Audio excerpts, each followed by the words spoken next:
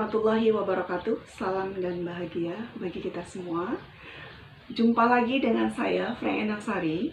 Kali ini saya akan menyampaikan materi untuk kelas 12 semester ganjil yang pertama sekali, yaitu materi konsep wilayah. Sebelum masuk ke materi, saya akan memberikan tujuan dari pembelajaran ini apa. Yaitu yang pertama, tujuan pembelajaran ini melalui pendekatan saintifik. Ini dengan model pembelajaran discovery learning, basic learning. Ini peserta didik dapat menganalisis konsep wilayah dan perwilayahan dengan mengacu atau mengembangkan sikap kemandirian, tanggung jawab, gotong royong, kerjasama, dan bekerja keras. Nah, inilah tujuan dari kita mempelajari konsep wilayah, itu menganalisis konsep wilayah dan perwilayahan, terutama di Indonesia. Baiklah, kita masuk ke materi konsep wilayah. Sebelumnya, karena kita bicara tentang wilayah, kita harus tahu dulu beda wilayah dengan daerah. Apa sih beda wilayah dengan daerah? Nah, wilayah ya atau region yaitu bagian dari permukaan bumi yang mempunyai sifat khas, yang khas. Wilayah region atau bagian dari permukaan bumi yang mempunyai sifat khas sebagai akibat dari adanya interaksi antara bentang lahan, air, udara, tanaman, binatang, dan manusia. Itulah wilayah, bagian dari permukaan. Sedangkan daerah yaitu bagian dari permukaan bumi dalam batas kewenangan pemerintah, berarti batas administratifnya.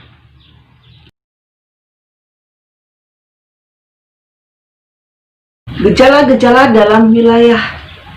Nah, gejala-gejala dalam wilayah ini yang pertama itu gejala kemanusiaan atau human phenomena. Dan yang kedua gejala-gejala alamiah. Gejala yang ketiga adalah gejala-gejala geografi. Itu mengaitkan faktor alamiah dengan faktor manusia. Artinya faktor alami dicampur dengan campur tangan manusia. Itulah gejala-gejala dari geografi. Sedangkan klasifikasi wilayah ini terbagi-bagi berdasarkan tipe, yaitu pertama wilayah formal, yaitu wilayah geografi yang seragam, yang homogen, yang sejenis, yang sama menurut kriteria tertentu, baik kriteria fisiknya maupun sosialnya. Itu kalau wilayah formal. Yang kedua yaitu wilayah fungsional, wilayah geografik juga yang memperhatikan suatu hubungan fungsional tertentu dan interdependensinya antar bagian dari wilayah. Itu dia. Berdasarkan hierarki, tadi klasifikasinya itu berdasarkan tipe, itu formal dan fungsional. Sedangkan sekarang adalah berdasarkan hierarki, yaitu ranking. Klasifikasi ini menggunakan kriteria berdasarkan urutan atau wilayah yang membentuk satu kesatuan. Apa contohnya? Contohnya yaitu provinsi, kabupaten, kecamatan, desa, dusun, RW, RT. Nah, itu dia berdasarkan ranking. Berarti yang dari bawah adalah RT, baru RW, dusun, baru desa, baru kecamatan, barulah kabupaten, baru kota, baru dia provinsi. Dia itulah berdasarkan hierarki wilayahnya, berdasarkan ranking dan berdasarkan kategori jumlah atau kriteria, jumlah kriteria itu yaitu wilayah bertopik tunggal. Contohnya apa? Wilayah curah hujan, wilayah geologi. Nah, itu termasuk wilayah bertopik tunggal ya. Yang kedua, wilayah bertopik gabungan. Wilayah ekstensinya berdasarkan pada gabungan. Gabungan lebih dari satu kriteria. Contohnya apa? wilayah iklim. Nah, gabungan dari berbagai unsur iklim. Nah, itu contoh dari wilayah atau berkategori wilayah berjumlah kriteria. Regionalisasi. Regionalisasi yaitu atau perwilayahan, usaha untuk membagi-bagi permukaan bumi tertentu untuk tujuan tertentu pula. Ya.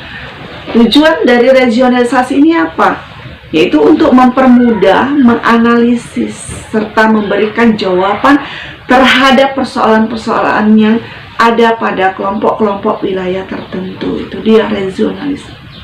Pembagian berdasarkan kriteria tertentu atau administrasinya, sosialnya, fisik, ekonomi, dan geografis.